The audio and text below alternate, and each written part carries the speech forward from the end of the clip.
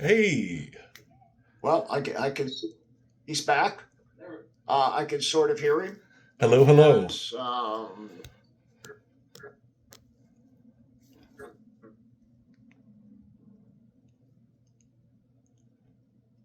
What It's still cutting on my end. now? Can you understand me? You're cutting in and out on me. I'm missing you. Yeah. My voice is cut a little short. Um, we may just have to go with it.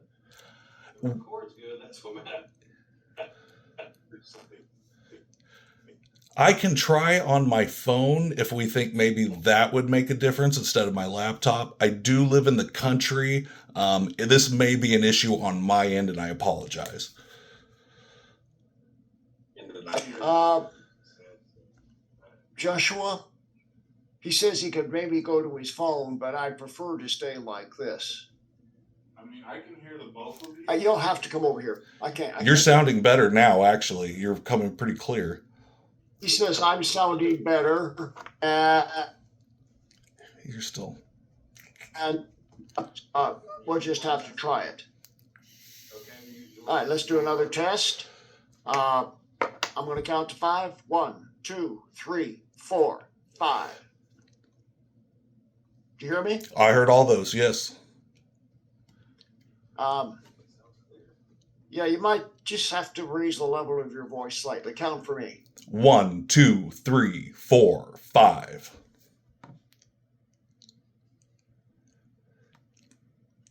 To start, and we're start rolling it, Joshua, and we're going to do a quick little intro, and then the view that you're seeing is not the view of the audience. You're seeing a separate camera that's carrying my image to you, but it's going to show up on the screen. It'll be a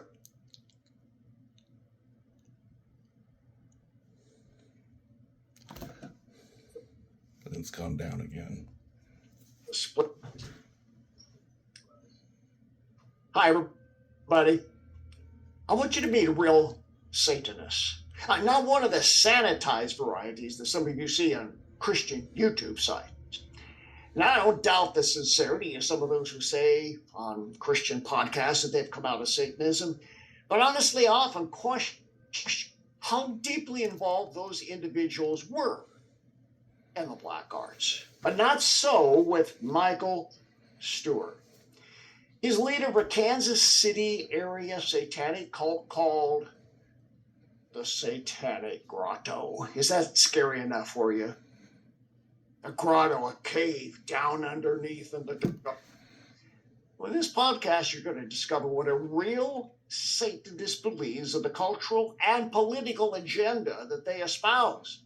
So I want you to prepare yourself for a shock when I take out a fire-breathing Satanist who tried to perform a demonic black mass in the Kansas government state house. Michael, what were you thinking?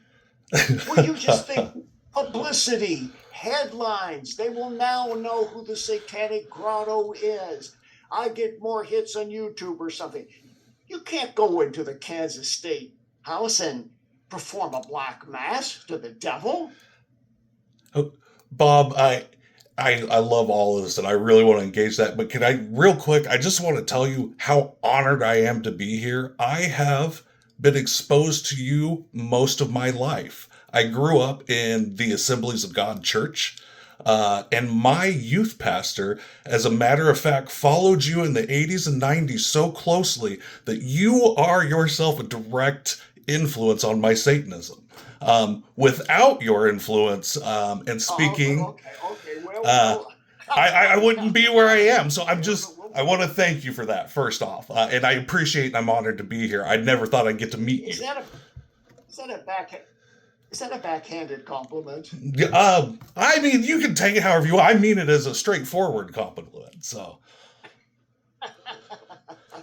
Well, you did say in an email to us that being with me you would consider a kind of rite of passage since I've already interviewed many Satanists and taken them on from Lloyd Rice to Peter Gilmore to Zena LaVey, etc. You know all of those people. You Yeah. probably saw me talk to those people, right? Yes, sir. Yes, sir. Absolutely. I think that your critical influence on Satanism is going to inspire the next generation of Satanists, my generation, which are going to take those names, Zena LaFay, oh, I'm sorry, I cussed. I apologize right now, and I will watch that. But guys like Boyd Rice, who are obvious fascists, these guys are going to be nothing compared to this next generation of Satanists that you've inspired and the rebellion that we are going to implement into this world. It's truly phenomenal, and I'm truly excited about it. That's pretty clever. I mean, that's an interesting comeback to sort of say, well, your attacks upon Satanists and trying to expose what they believe and teach endorse Satanism. Garbage. I spent all day long, every day of my life, passing out demons from people like you. And I'm happy to do it for you, but I'm not quite ready for it, Chad. So you were raised in the Assemblies of God by a Christian family? Yeah, I will say when we were probably younger, my mother may have been more atheistic, but I was definitely hard-rooted into church by my late elementary school years, probably sixth grade, something like that. It was becoming a regular part of my life. We were one of those families that went to church every time the door was open, Wednesday night, Sunday morning, Sunday night, regularly. Wait, you were saved. You were born again. Several times. Right? Yes, sir. Okay, well, that's spoken like a good Assembly of God Pentecostal to say several times. Would never say well, that. That's what they say, right?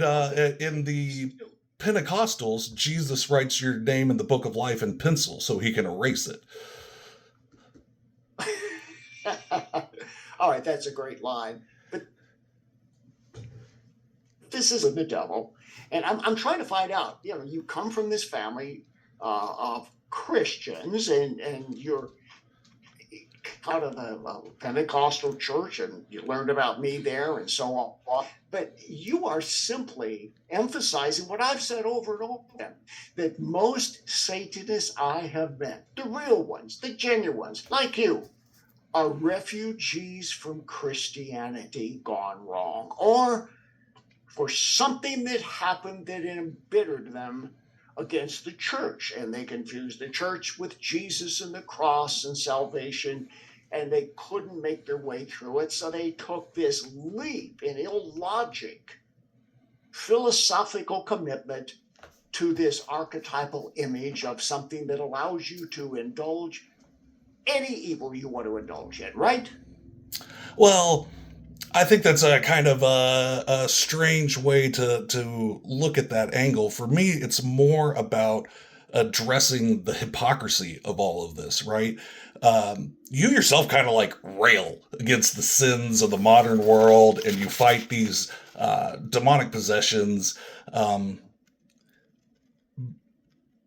But to be intelligent and critical thinking and to overcome that and make a path for myself away from your narrative then makes me have lost some kind of critical way or understanding. And I just don't think that that's true. I think it's a very hypocritical nature of the whole thing. Well, are you telling me that I'm illogical and a non-critical thinker and I'm really pretty stupid if I'm a Christian? Is that what you're trying to say? No, sir. And I'll tell you what I'm trying to say, and I really say this without trying to be disrespectful, but I think that you're kind of a charlatan, and I think you're really good at it, and that you've been pulling it off for a very long time. But this is the critical... Come on, that's not fair. That's not fair. To say that I'm a charlatan imputes to me ill motive. It means that I'm disingenuous, that this is all an act. I don't really believe it. And I don't think you really believe that. I think that it's about money. And I can point this out if you'd like. Right before I came on here, I took your online demonic possession. Back to money. always comes back to money. Because the devil is the best friend the church ever had, and the church got rich by scaring people into becoming Christians with this image of a horned fork-tailed bull. That's just old stuff. That's been recycled so many times. That's Well, that isn't wasn't old. exactly what I was going to say. Can What I I just would get for a minute to Oh, well, I'll let you get back to it. I and want I'm to solve sorry. I'm this sorry. I problem. can wait for you to finish your thought. I don't mean to interrupt. That's not what I'm trying to do. That's okay. Well, all right. So The back, polite Satanist was an oxymoron, but please go ahead. look, Oh, all right, okay. Anton himself said that Let's he talk about preferred what 9 parts respectability, you what? 1 part outrage. Okay, let's talk about the Kansas State House. You got arrested because you assaulted police officers. Somebody tried to rip a document out of your hand, which I think was wrong. And then you assaulted them and you got in trouble, but you were wanting to perform a black mass, right? Well, I think you asked a series of questions there. Which one should we start with? If you're asking about Okay, the actual attack, I believe. Were you wanting to perform a black mass? Oh, yes, absolutely. I was going to try to perform a black mass there in the rotunda. At least a portion of it. When we do an actual black mass, there's a lot of pageantry. There's a lot of stuff that goes into it. So this was going to be more of a condensed and maybe slightly sanitized version of it. But that was the objective. So, Yeah. but you weren't going to have a nude on an altar with a chalice of human blood, right? No, actually, we'd already discussed this with the Capitol Police long before this ever broke out. The man who is my liaison from the Capitol Police actually went home and was looking this stuff up on his own and about lost his mind. He called me and I was like, look, officer, no, that's not what we're going to do. What you're going to see that day is somebody tear up a Bible. You're going to see somebody break a cross. You're going to see somebody crumble a cracker, and you're going to see somebody drink some grape juice. And the fact that... Okay, wait. Break a cross. Mm-hmm. Take it, break it. Yes, sir. Okay. And crumble a cracker. You're talking about allegedly having the elements of communion from a Catholic church. Now, that's not true, right? No, that whole thing was once again misinterpreted too. The whole suit brought against us about stealing somebody's communion wafer came at a joke I made online, and it was taken so far out of context that it was ridiculous, and that's why the suit was dropped. Where I said, sure, I have a consecrated wafer, right under that, I challenged their most powerful wizard to a duel. Taken in context, I was clearly trolling people. Was I lying? Can it be considered? Yeah, sure, I'm a Satanist. I lie sometimes. It happens. You're a Satanist. You lie all the time. I don't know if you believe anything you say. You're a Satan worshiper. Okay, well, that is a real easy caricature to paint of Satanism, and I know you know enough Satanism to know that that's not true. That you know that it is a nuanced belief that has several branches and several ways going through it. And what that is that's a bait for me to answer into that. Which way? Let's solve it. Let's solve the political thing first, so we can move on from that. Yes, please. I would love to. Yeah, where were we at? You've filed a hate crime complaint against the Kansas State Highway Patrol, correct? No, I'm sorry. That's what I filed the hate crime against was a man named Randy Blasey. And what he is the uncle of the Kansas Senate Majority Leader, Chase Blasey. Chase Blasey conspired with our Senate President, Ty Masterson, to set all this up and cause as much mayhem during what was going to be a peaceful protest as they possibly could to frame the devil. I'm catching you. Bob, if you can hear me, I didn't catch that. I said you're going to play the victim role now. Oh, no. No, no, no, no. No, Satanists don't play victims. Look, I went to that Capitol and I defended my rights. Well, I beg to differ with you. So you have something coming up on August the 2nd. Is that still on the agenda? It is. They tried to stop us, and it's funny. Both sides. You know how I know that we're doing a good job here at the Grotto? Conservatives, Democrats, both parties came out against us. And that's the kind of good trouble that makes me think, we're on to something here. But we did overcome all those trials, and we're back on. You're back on. Yeah.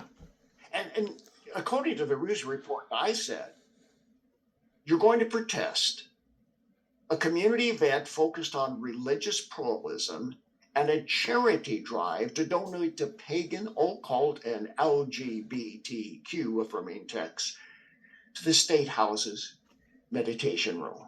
Yes, That's sir. really all you want to do.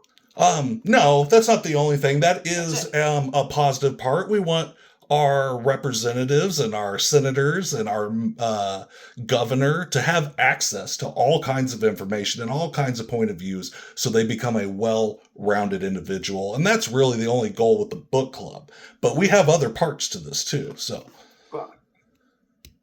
Right. Okay. But you understand. I mean, Anton LaVey was not pro-gay. So he's probably rolling over in the cinders of hell. Do you think that was, I mean, do you think that's an entirely accurate statement? I think that Anton completely accepted gay culture because it was a form of indulgence and accepting the self. I don't remember any text that I've ever read from the man that condemned that. But you never saw him pro-pride, right? You never saw that. Well, I've never seen a unicorn either, Bob. Some original. Okay. I'm sorry, and I should I address you as like Pastor Larson, Reverend Larson? Well, it depends how much dignity you want to accord me. Whatever is favorable. I apologize. I just called you Bob, and my Pentecostal upbringing would have had me spanked, so.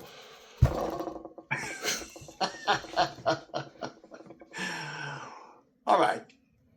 Just call me Bob. How's that? I appreciate you, Bob. Thank you very much. And I call you Michael. Yes, sir. Which is funny. I get in a lot of trouble for that name right now. And I think it's funny because I didn't pick it. It was given to me, you know. So. Okay, let's define what kind of a Satanist you are, because this is one of the things I have a problem with Christians who talk about Satanism and even try to interview Satanists. Mm. They never ask them, what kind of a Satanist are you? What is your philosophical commitment? What is your belief system? Are you Anton LaVey? Are you archetypal? Are you classic? Are you polemic magic? What are you? So what kind of a Satanist are you? I am what we're kind of coining a grotto Satanist. It's the name of our organization. It's the unique path that we are defining, like I said, not only for a future generation, but for people right here in Kansas, locally. And we are non-denominational. We take in people from all sorts, including some theistic Satanists, because we don't want to be trapped in an echo chamber of what Satanism is or isn't. We want it to grow organically and become far more than it was at its roots, which I think are incomplete and can be improved and made far more effective. You kind of talk in circles there. Just give it to me point blank. You know the split that took place between Anton LaVey and Michael Kino and Nicholas Schreck and all these people. Mm-hmm. One side says, no, the devil's real. He's a real being. The other side says, nah, he's just the symbol of our animal desires that we want the justification to pursue. All right? Which side are you on? So, personally, for myself, and only speaking me, not the organization, right? Not the Satanic Grotto as a whole, because there are many of us.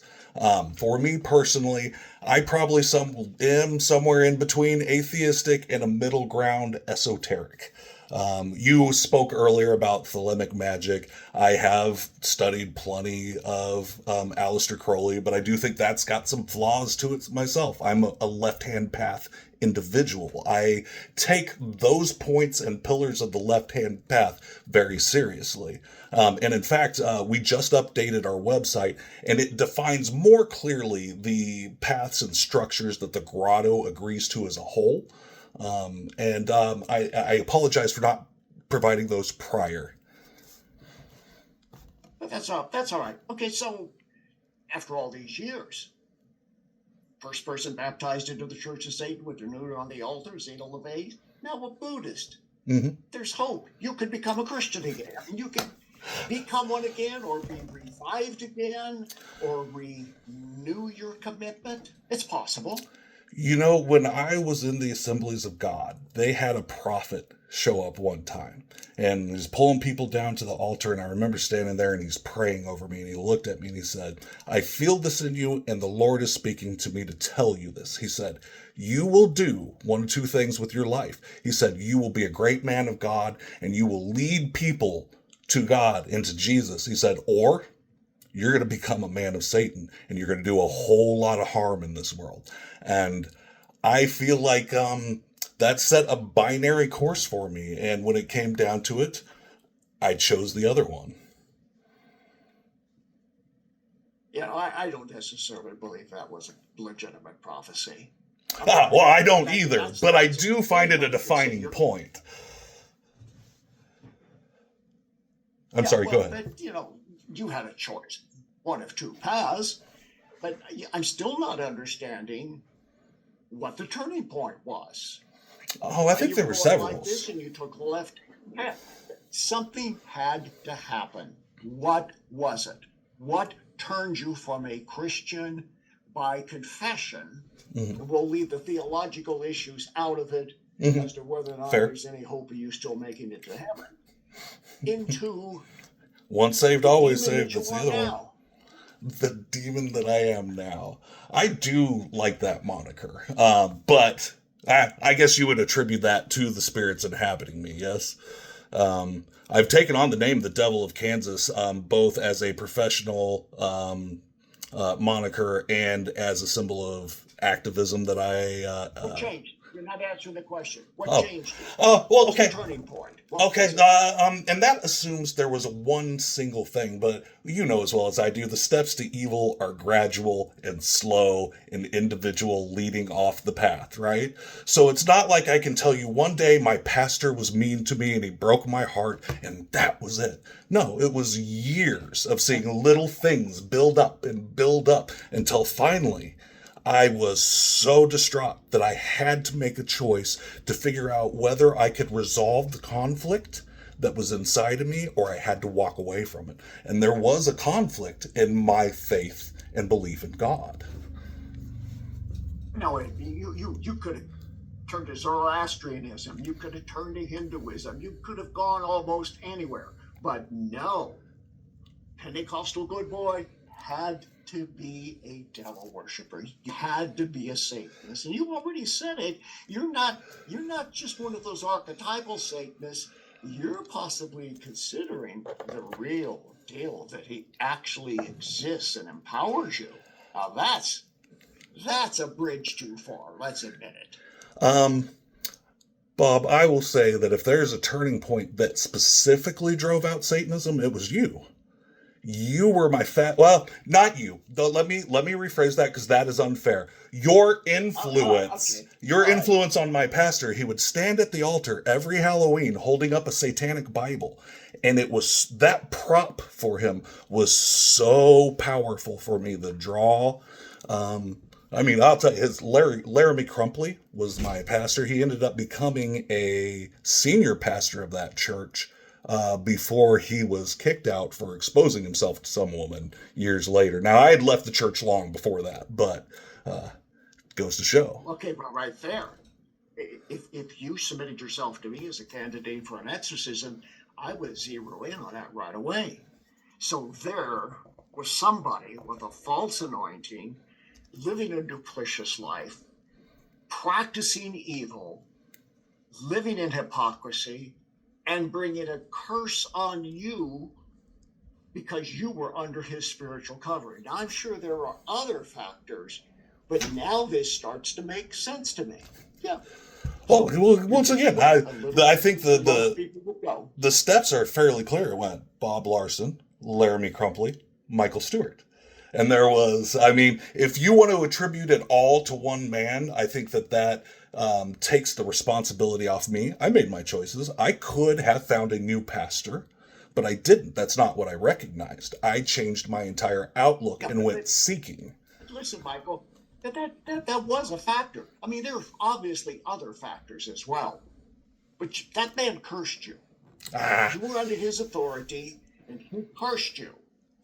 And in a way, that prophet, who might have meant well by giving him this binary decision, put you in a very difficult place he's had no business putting you into. So I think there's a lot of fault at the church here for giving you an incomplete theological view of the nature of God and God's love for you. well, I think I have to protest that too. Now, let me give you a little more clarity here. I did go to a Christian high school for my high school career, except for my senior year, which was a troublesome year for me. I learned very deep theology from all these people. I believed in God with my whole heart and with the salvation of Jesus. I did. I was actually going to go to Rhema Bible College in Broken Arrow, Oklahoma. Are you familiar with them? Oh, I'm very familiar with them. I'm not going to comment on that. I'm not going to go there because now I know the school of thought that you were part of. Yes, sir. And I have always been a curious young man about religion. It fascinates me. I love religion. Like you said, I've studied more than just Satanism and Christianity.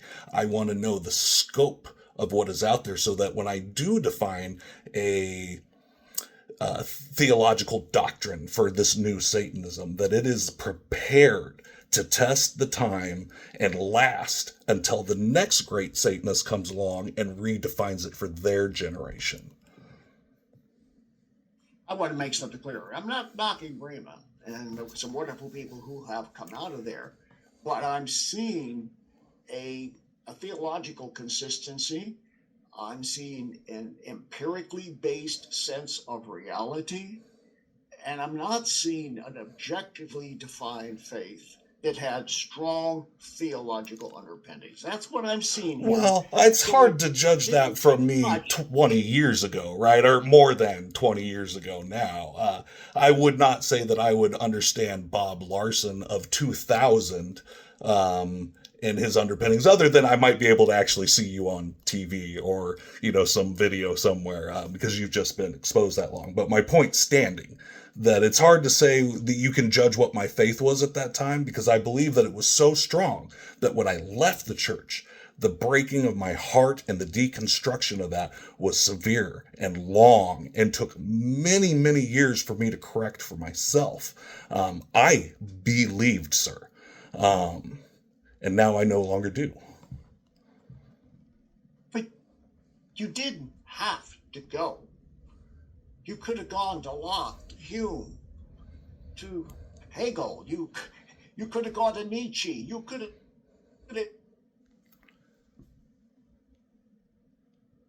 gone, right? I will tell you, the first time I read the Satanic Bible, I read the words of Anton LaVey, which I know now are half stolen, half inherited, and then some sprinkled spooky dust on it. I can be rational about my religion. I can study my religion and understand that it has flaws and misconceptions even from the beginning and strive to improve it. But the first time I read that foundational text, it gave me the lexicon to explain a feeling that I did not know how to express that always existed there. And that's why. It is because it was such a clear bell ring at the time that it led me on pursuits that even outgrew it and grew organically to become bigger and to become a community organizer and to get other people dedicated to spreading this. Okay, but given that possibility that you described, says to me, as an exorcist, that you had a predisposition from a spiritual standpoint before you ever got involved in the Assemblies of God Church, before that rogue pastor ever walked into your life, before you heard about me or anything, that was tracking you and just looking to move the chess pieces in the right place to tip you over the edge. That's the way I see it. And I see you as a victim of all of that. Perhaps something going way back in your ancestry. Let me jump on. What's the tattoo on your head? Oh, yes, sir. Let me see if you can get a good view of that. Do you see it at all? It is three sunflowers representing Kansas, because I'm a Kansas City boy. I actually was born on the Missouri side, but I chased a pretty girl over to the Kansas side.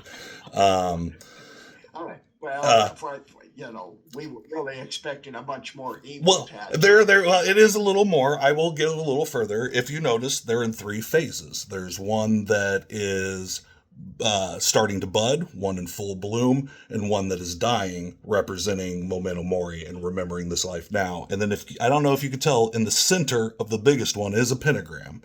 And it's a pentagram because that's one of our symbols that we've adopted in our group. I don't know if you can see this.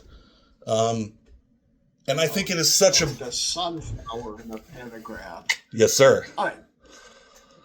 You are a LaVey Satanist, sort of. LaVey had influence, for sure. So you were inspired by the Satanic Bible. Mm-hmm. So let's just walk through. I may not have time for all 9 satanic statements of Anton LaVey published, but you clearly had to read them. So let's just walk through them here. Satan represents indulgence instead of abstinence. Number 1. Love it. Indulgence. Yeah, I'm a fan of indulgence. You would have done great at a P. Diddy freakout.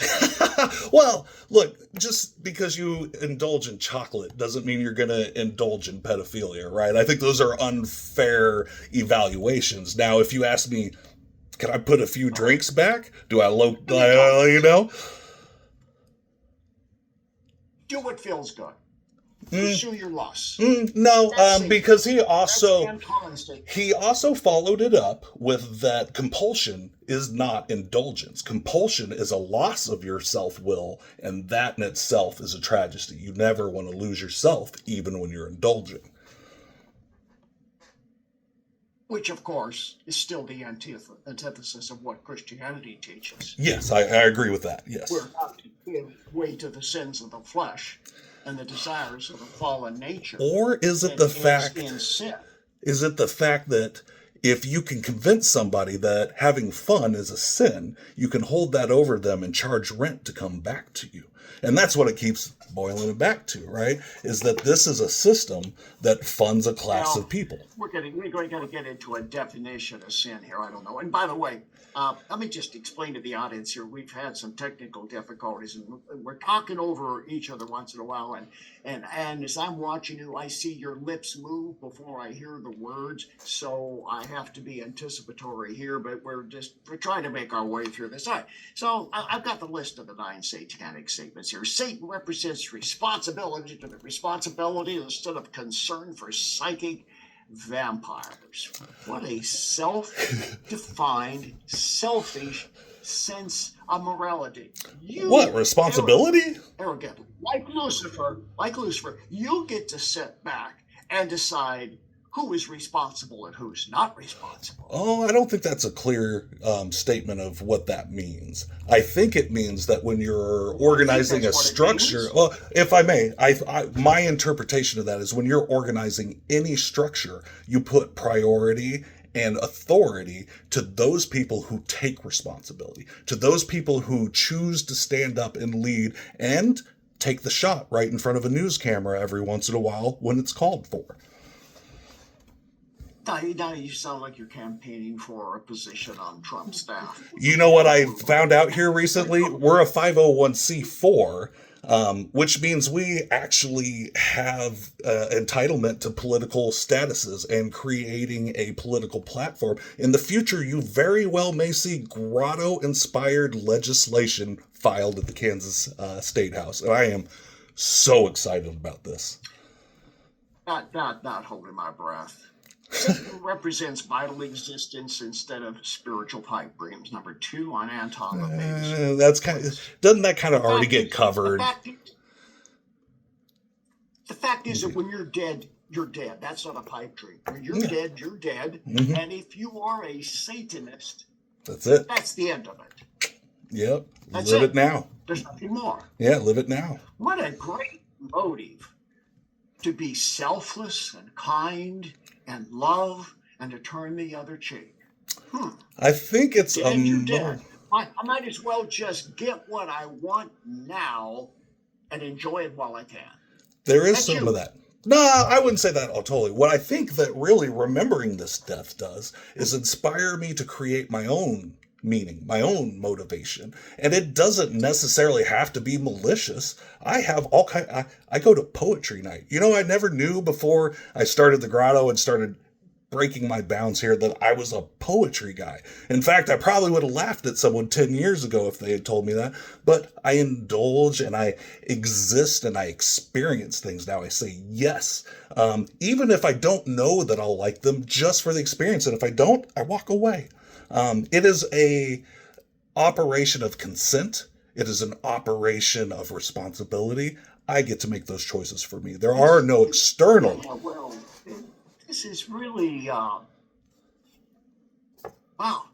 you are really living in La La Land. Since I started this group. Vengeance instead of turning the other cheek. Number 5 on the list.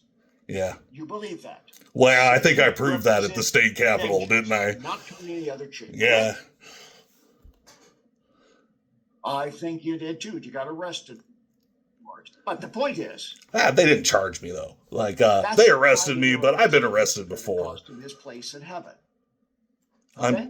I'm sorry, you cut out there a little bit. Will you repeat that? Yeah, that's the pride Lucifer his place in heaven. All right? Because he was determining who would be God. He was determining who. Why doesn't God have to be humble? Nothing has changed.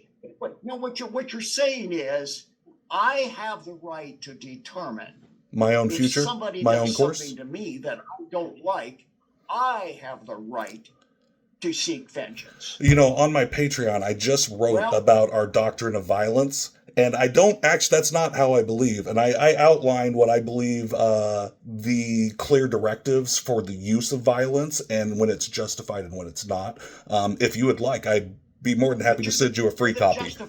You're the justifier. No. You're the individual arbiter of your own actions, and you determine whether or not it's justified. There's no externalized codes for conduct. There's no 10 commandments. There's no laws written on the human heart. Well, the grotto has their own laws. I'm going to smack that guy. He may be a state trooper, but I'm going to slug him. Oh, no. And the state trooper wasn't the one that I got in the conflict with. That was Marcus Schroeder, and he's actually a terrorist from Minnesota who drove all the way down just to cause trouble. In fact, he had called in bomb threats prior on LGBTQ pride stuff. So when we talk about this man attacking me, yes, I used Kansas Stand Your Ground defense laws, and I'm an activist who's been on the protest line before. I understand how it works. What did he do to attack you? Well, he committed assault and battery. What it is in the state of Kansas, if you unlawfully snatch, grab, and try to remove something from someone else's possession, it is considered an attack on your body. And if you notice, he does it twice in the video. The first time, I back away. Nothing. I was in the state capital of my state practicing my religion. He drove from out of state to stop me. This was an outsider thinking that he could intervene in Kansas business. Talking about moral and spiritual law. You did assault him. Well, yeah. right? No, I did not assault him. I defended myself. Once again, there's a difference there. The terminology is important. It's the difference between Okay. murder and combat, you know? All right. Satan represents, number 8, all of the so-called sins as they lead to physical, mental, and emotional gratification. Satan represents all sins. Yeah, I always found that one weird, honestly. I didn't necessarily agree with that statement from the Church of Satan. I think it's weird that they say that it's the gratification of sin, but yet then they denounce sin as a thing altogether. What I prefer to think of when it comes to that there is no sin.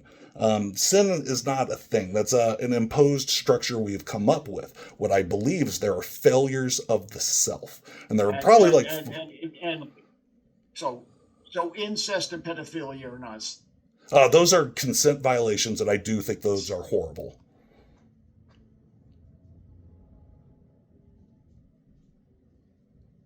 Sin. That follow their logic about why it's not a sin. Sadomasochism? How about that?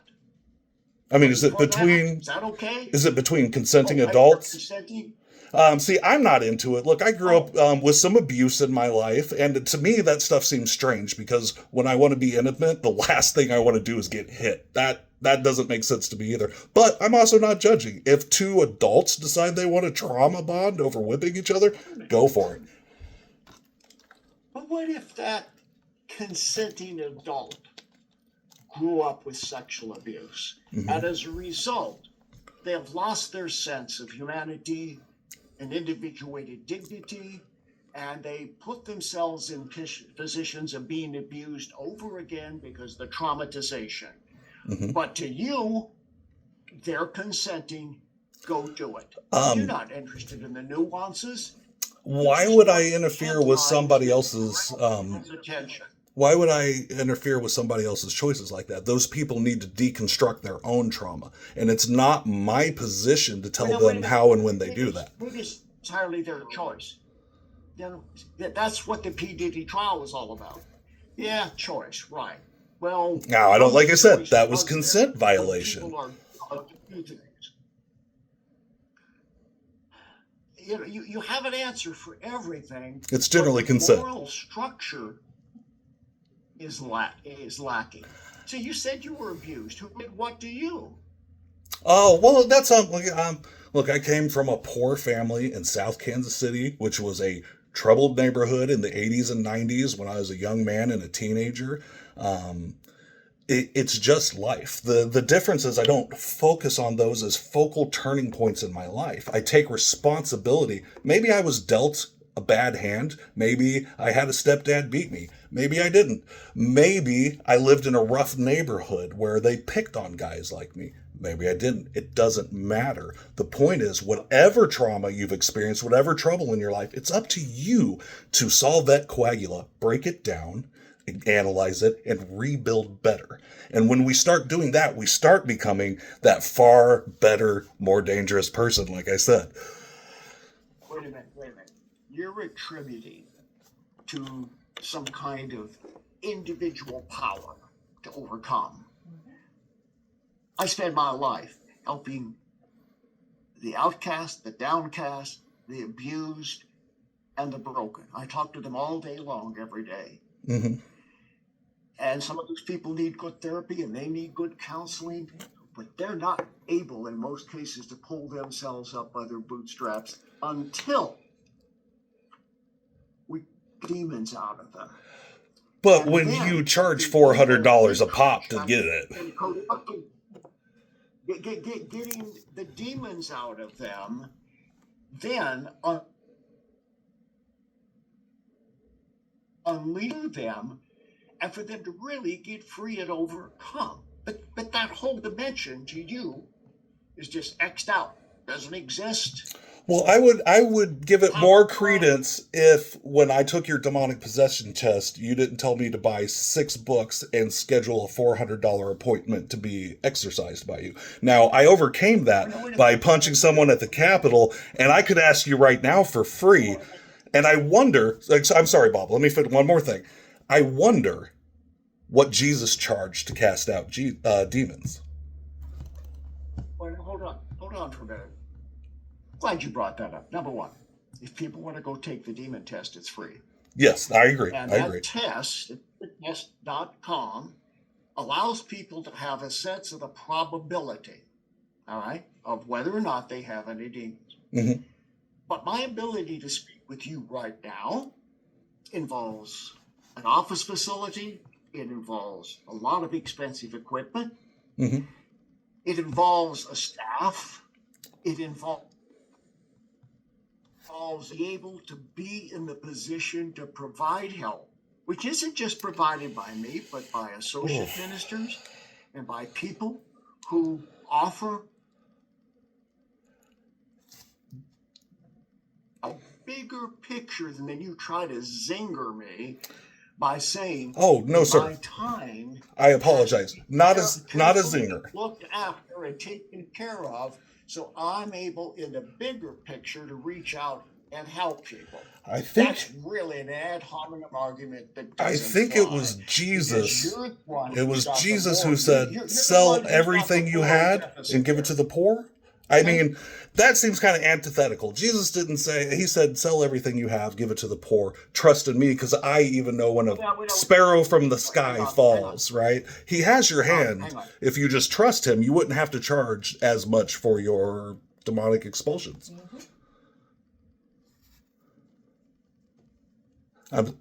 No, and have gone through more times of giving freely to thousands of people and stretching myself and even invested in them financially as well as emotionally and spiritually.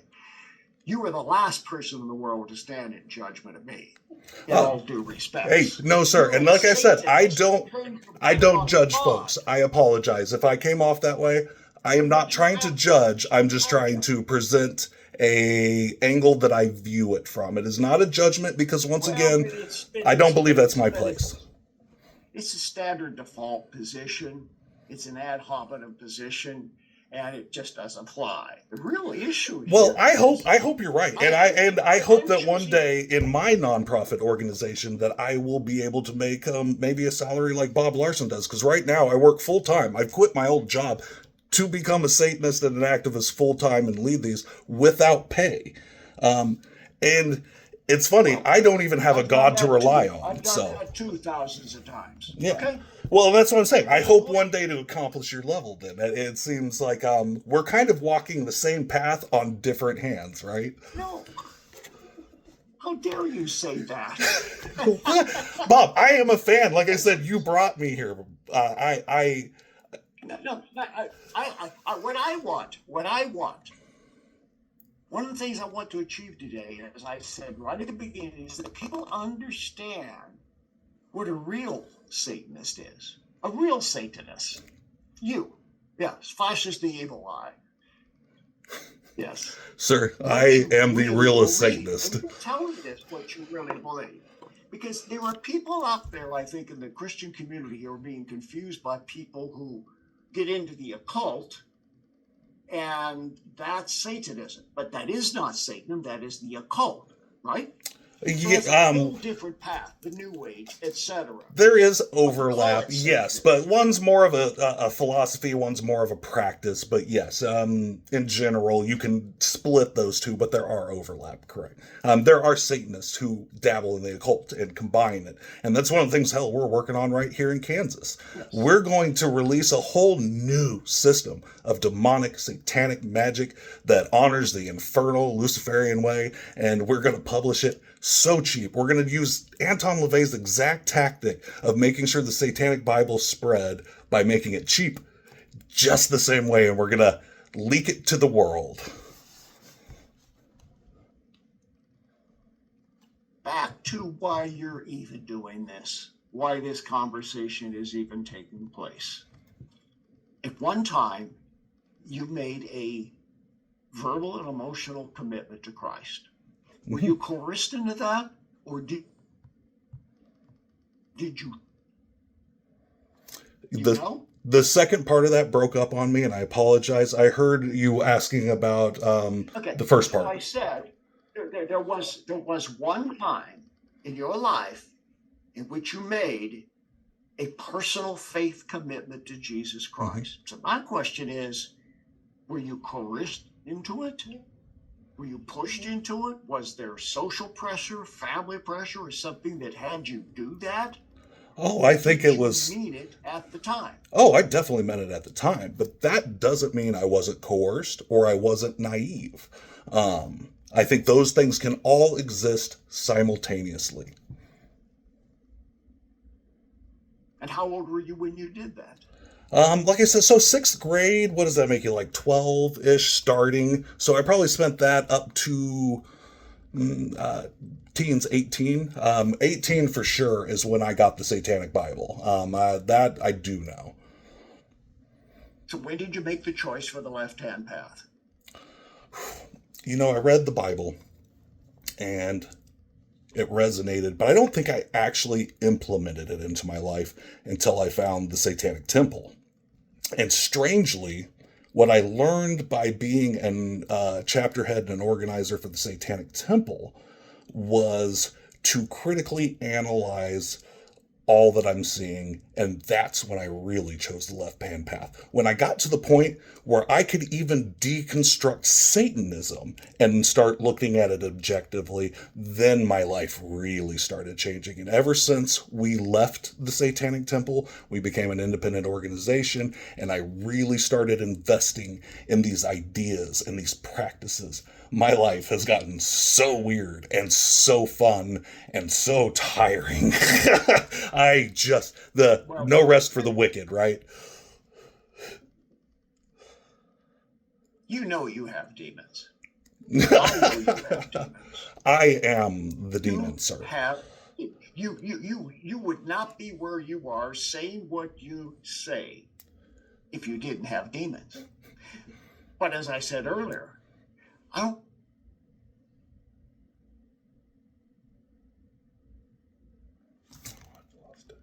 don't think you very opportunistically to strike.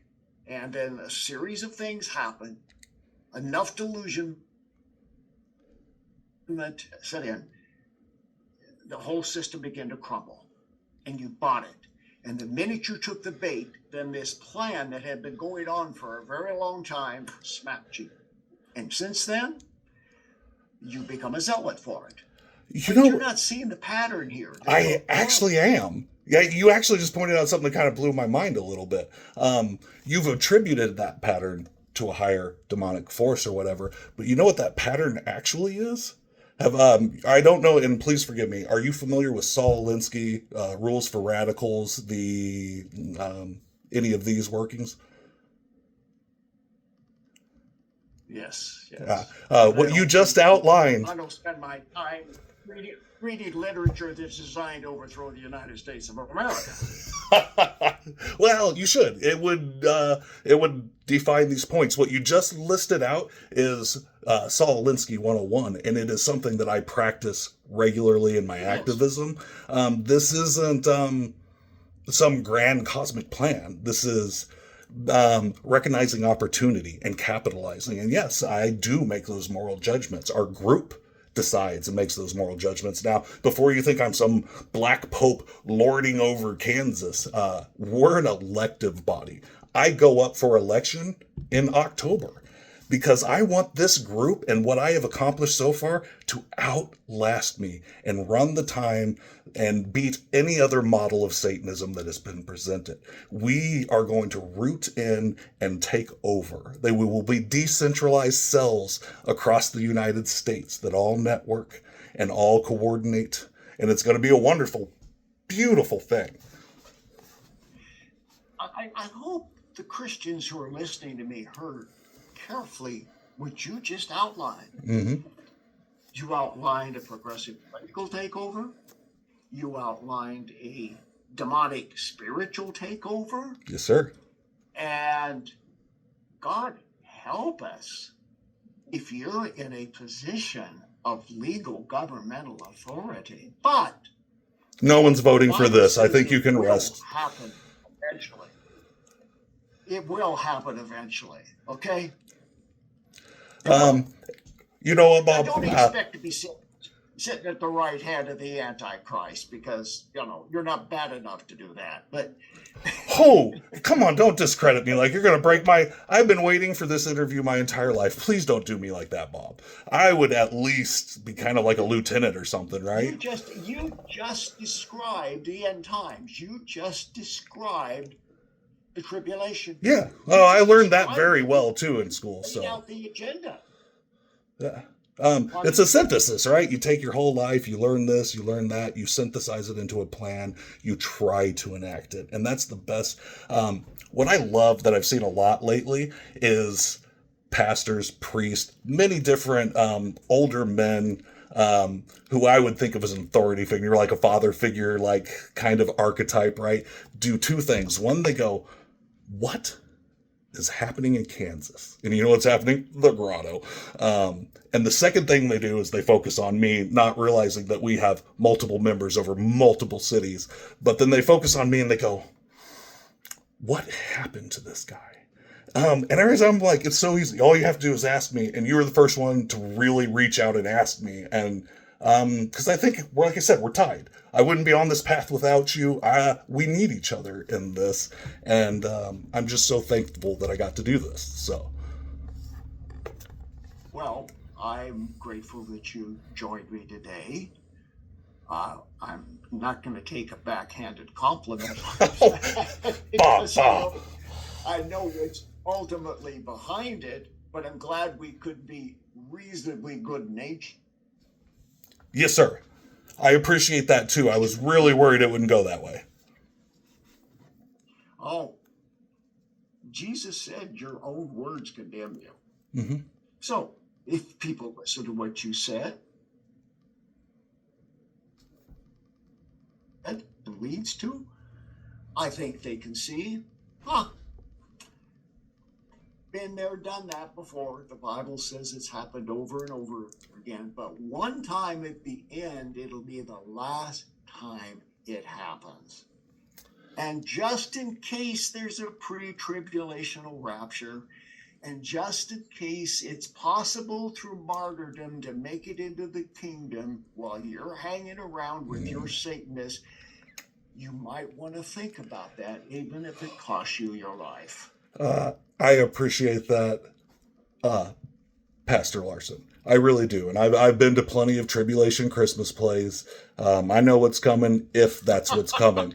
I'm going to roll the dice. I tell you that. Well, you have rolled it, but you are talking to somebody who deals with real demons, and they tell me their agenda, and they explain it to me both in an individuated way, as far as the person they possess, as well as the larger scheme of things. And you obviously have a very brilliant mind, a quick wit, and a personality, and very dangerous. Just imagine if you were to fall on your knees again and say, Jesus, wow, what was I thinking? I would say, imagine I what didn't have happens to when make a I binary teach decision. everyone to be like I'm going to me. make the decision now to follow you. Imagine what would happen. Wow, that I would be think I would be incredible. more entertained by teaching people to do what I do. And that's it. Like I said, I don't want to be a black pope. I want to set people on fire and then release them into the ethos to do their own will. And I think that's so powerful and it's unstoppable. So I think I'm going to stick with Well, that. okay, just be careful you aren't the one that ends up being set on fire, you know where. Well, we all have Okay? to risk something. I know before I go in a moment, there must be people think, well, is it Bob going to challenge his demons? Let's No, do it. No? because you like them. You made friends with them. Oh, So there's nothing I I can love do them. at this point that's going to make them leave you magically until you are oppositional on what has taken over your mind. But I do give credence to the fact that there are some things back there that distorted Christianity for you, and I can understand why you took a different direction. I just wish you wouldn't go any further. You've already gone. If I can ever be of help, privately, you'll ever know it, call me. I appreciate that. Thank you, Pastor. Fair enough? Fair enough, sir. Oh, thank you so much for being with us. Hail Satan. You had to do that. Come I on. had to do this. Have a good day, Pastor. Bye-bye. Fuck, I crushed that! God damn it! Yes! Yes! Yes! Yes! I heard you giggling too. I was like, you almost caused me to lose it once or twice. You'd be like, haha! And I was like, oh, don't do that! I'm trying to concentrate! It's okay, I didn't. Oh, I know. Yeah, I know. Oh. Most of it recorded. Oh, good, because I didn't get any of it recorded. I know. No, it is still going. Okay, so Woo! we got front and back. We did it, bud.